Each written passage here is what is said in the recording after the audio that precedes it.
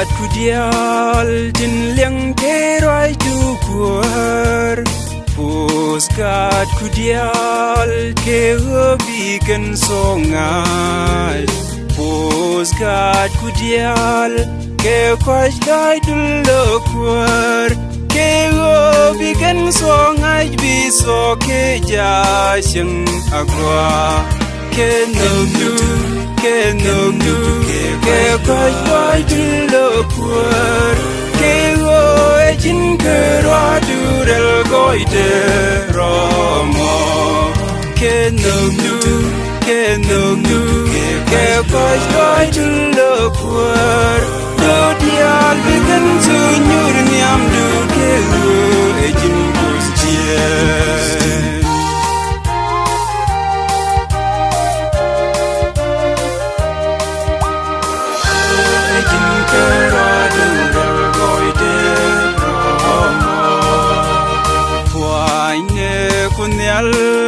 Con gạt ke tin chemek Puaine kunel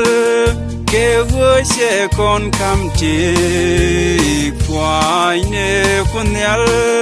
ke hue be con dial ken Rienero ke je guda be ni nyin wa bi ke riao ke nogdu ke kwaj dai dilo kuar ke hoy jin kerwa durel goide romo ke nogdu ke kwaj dai dilo kuar do dial bigan sunyur nyam du ke hoy jin kusjie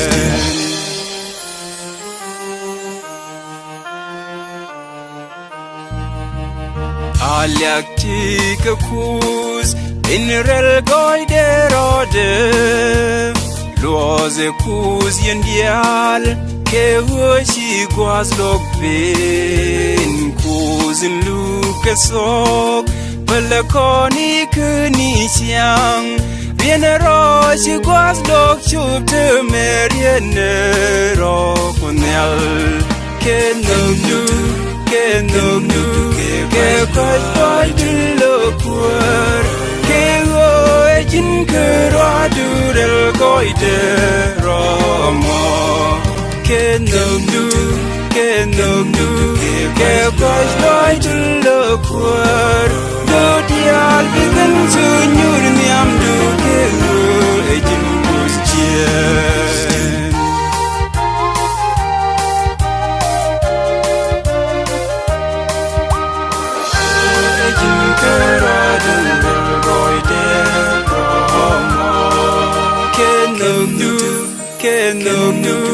ke kwaj dai dilo kuar do dial bigan sunyur nyam du ke hoy jin kusjie